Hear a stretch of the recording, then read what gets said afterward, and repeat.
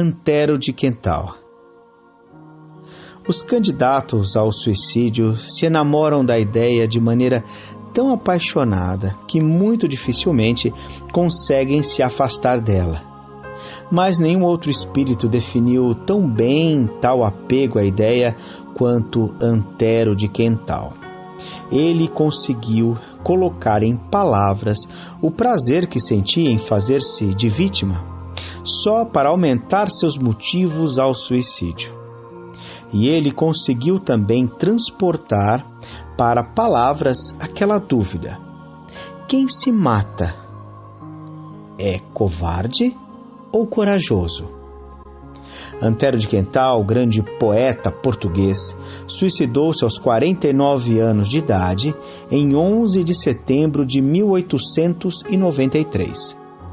Suas amarguras foram muitas, pois era portador de uma doença que o impedia de ter filhos e constituir família.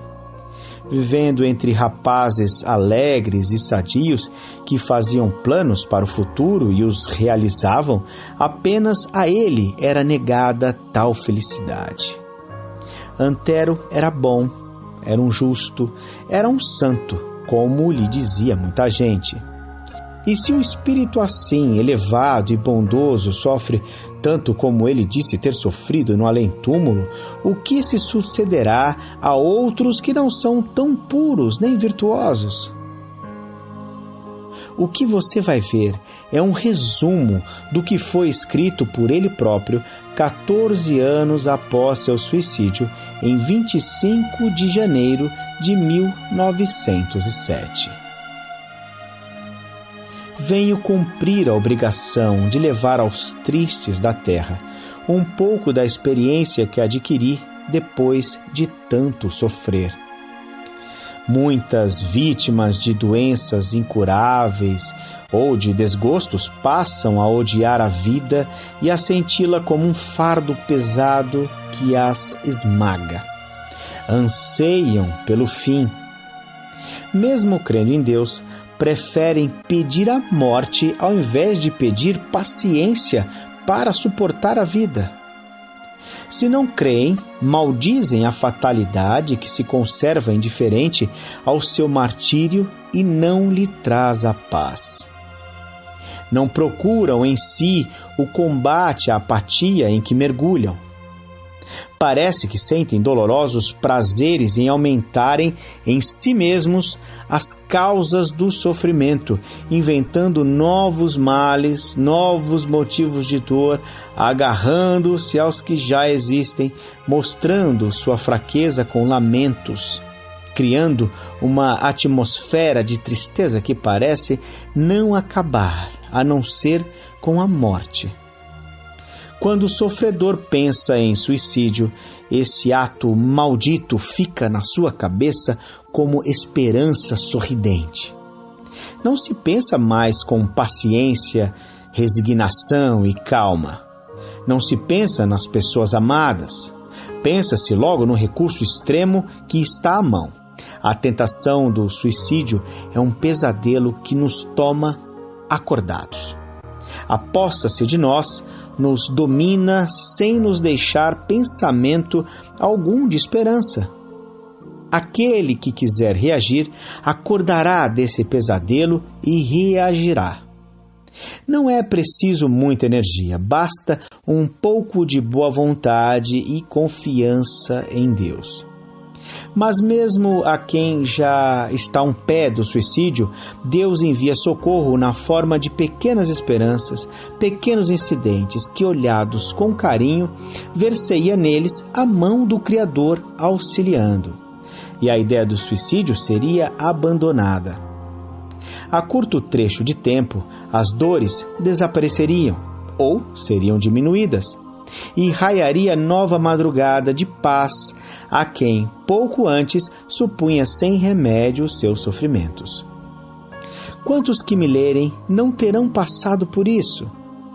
Estes nem imaginam o horror de que se livraram, mas nós, o suicida, despreza todos os recursos que Deus nos forneceu para sair vitorioso das amarguras.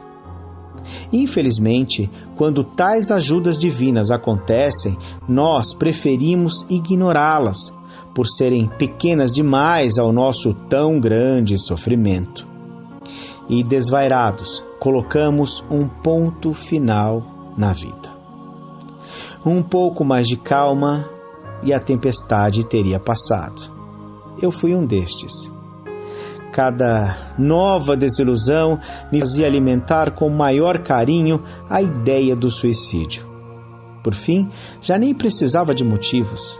Eu os inventava, naquela vontade louca de me torturar. A tristeza que me envolvia não me tornava um revoltado, fazia-me antes um resignado à morte. E daí, por causa desse eterno aspecto melancólico e passivo, todos me consideravam um santo. Nunca soube protestar nem maldizer. Sentia-me morrer como morreram minhas ilusões e esperanças. Parecia que o destino me esmagava sem esperança de alívio, mas isso não me levava à raiva nem à blasfêmia. Intimamente, sentia que Deus existia e esta crença mais me desorientava por não compreender o motivo de tanto sofrimento sem justificativa. Admirava-me que Deus, sendo justo e bom, me deixasse sozinho, entregue ao meu desespero e à minha angústia, sem vir em meu socorro. Eu me deixava arrastar para o fim, sem saber direito se era pela curiosidade de lhe conhecer o depois, ou se pelo anseio de que a vida que esperava ver surgir me compensaria. À medida que ia afrouxando a resistência, eu ia me familiarizando com a ideia da morte e achava natural que, se ela não viesse me buscar, fosse eu à sua procura. Sentia alguns alarmes da consciência e não percebia que estes alarmes era a grande mão de Deus afastando de mim os planos de morte. Não percebia que era Ele me pedindo calma e paciência. E mal aparelhado para a resistência, tinha de cair como caí. Por fim, consegui calar a voz da consciência. Eu me escondia de todos e meu desejo louco de morrer com receio que me convencessem do contrário. E vencido, tomado da máxima covardia, cedi. E dizem que o suicídio não é covardia. O suicida foge da vida, e quem foge é um covarde. Não se diga também que para o suicídio é preciso coragem. Não. Quem se mata não busca a morte, busca é uma libertação para o sofrimento e a fuga da luta que não somos fortes para sustentar. O suicida não teme a morte, estima. É o local onde supõe esconder-se do inimigo. É o lugar oculto, sem vigilância, por onde espera escapar da prisão. No suicídio, não há um átomo sequer de valor. Há o egoísmo mais condenável, o abandono do seu posto, o esquecimento dos sentimentos de vergonha. O suicídio é a confissão absoluta de covardia e desrespeito a tudo. É a suprema fraqueza, a suprema falta de coragem. Compreendi tarde demais que a tentação do demônio não é uma lenda. Compreendi também que o amparo do anjo da guarda não é uma ficção de velhas beatas. Se soubesse o preço que se paga por esta fuga covarde, ninguém se suicidaria. Os maiores martírios da terra são doces consolações quando comparados aos mais suaves sofrimentos de um suicida. Ainda sobre Antero de Quental, ele foi filósofo e poeta. Suas poesias são inconfundíveis pela filosofia e pela dúvida que o amargurava. Aqui vai uma de muitas poesias que enviou à terra: a morte.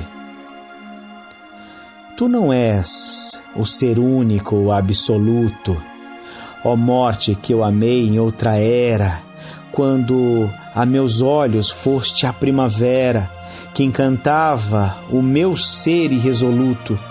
Eu amava o teu negro olhar de luto, a tua estranha forma de quimera, deusa da liberdade, então tu crera. E sorrindo busquei-te resoluto, mas como me enganei, tu não me deste o descanso que tanto apetecia.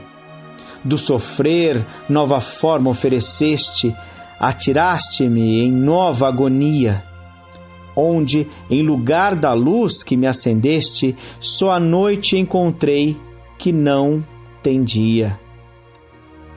Tu foste por anos minha amada, e os sonhos que meu sono povoava, a mais linda ilusão que me embalava, a etérea visão da minha fada.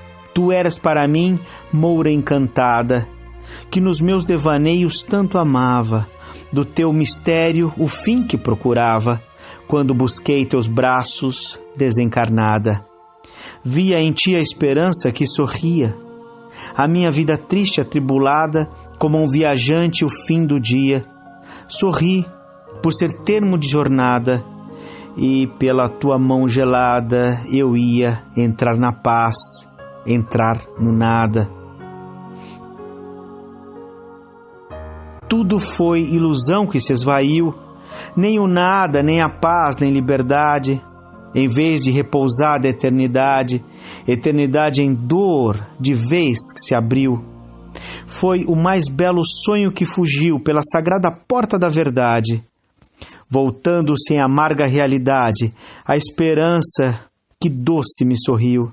E agora vou vivendo aqui vergado, ao jugo de um tormento não buscado, que no mundo nem ao menos vislumbrei, arrastando o remorso deste engano, em que por ti caí para meu dano, pedindo a paz ao Deus que eu neguei. Antero de Quental.